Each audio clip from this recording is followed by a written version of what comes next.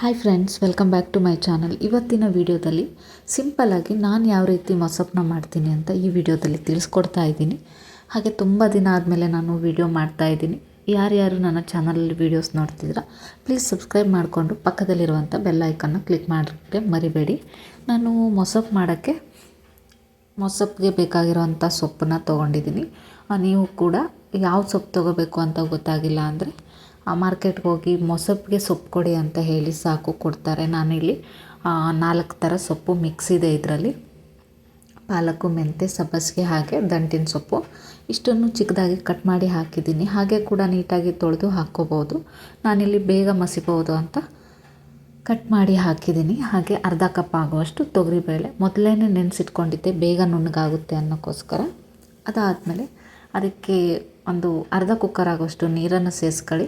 ರುಚಿಗೆ 3 ಟೊಮೊಟೊ ಹಾಗೆ ಈರುಳ್ಳಿ.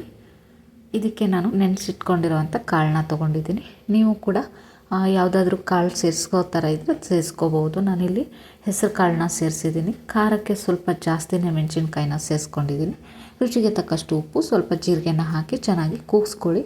4 ರಿಂದ 5 ವಿಷಲ್ನ ಕೂಗಿಸ್ತಾ ಇದ್ದೀನಿ ನಾನು.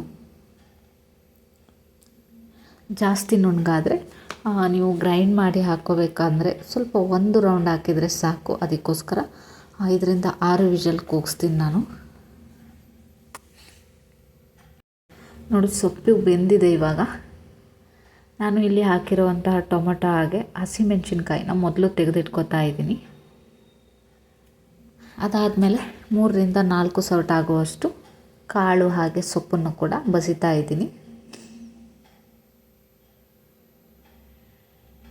ಇದನ್ನು ಮಿಕ್ಸಿಗೆ ನೀವು 1 ರೌಂಡ್ ಹಾಕಿದರೆ ಸಾಕು. ತೀರಾ ನುಣ್ಣಗೆ ಮಾಡಬೇಕಂತಿಲ್ಲ. ಆಲ್ರೆಡಿ ಕಾಳೆಲ್ಲ ಬೆಂದಿದೆ, ಸೊಪ್ಪು ಎಲ್ಲ ನೀಟಾಗಿ ಬೆಂದಿದೆ.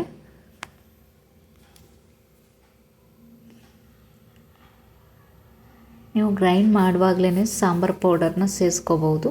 ನಾನು ಗ್ರೈಂಡ್ ಮಾಡುವಾಗ ಸೇರಿಸ್ತಾ ಇಲ್ಲ. ನಾನು ಒಗ್ಗರಣೆಗೆ ಆ ಟೈಮಲ್ಲಿ ಸಾಂಬಾರು ಪೌಡರ್ನ ಸೇರಿಸ್ತೀನಿ. ಇಷ್ಟನ್ನು ಹಾಕಿ ಅದಕ್ಕೆ ಎಷ್ಟು ನೀರು ಬೇಕೋ ಅಷ್ಟನ್ನು ಹಾಕಿ ಚೆನ್ನಾಗಿ ಕುದಿಸ್ಕೊಳ್ಳಿ. ನೆಕ್ಸ್ಟ್ ಇನ್ನೊಂದು ಪಾತ್ರೆಗೆ ಒಗ್ಗರಣೆ ರೆಡಿ ಮಾಡ್ಕೊಳ್ಳೋಣ. ಸ್ವಲ್ಪ ಎಣ್ಣೆನ ಸೇರಿಸಿ ಸಾಸಿವೆ, ಜೀರಿಗೆ, ಬೆಳ್ಳುಳ್ಳಿ ಹಾಗೆ ಕರಿಬೇವು ಇಷ್ಟನ್ನು ಹಾಕಿ ಒಗ್ಗರಣೆ ರೆಡಿ ಮಾಡಿಕೊಂಡೆ. ನೀವು ಈರುಳ್ಳಿನ ಆ್ಯಡ್ ಮಾಡ್ಕೋಬೋದು. ನೀವು ನಿಮ್ಮ ಸ್ಟೈಲಲ್ಲೂ ಕೂಡ ಒಗ್ಗರಣೆನ ರೆಡಿ ಮಾಡ್ಕೋಬೋದು.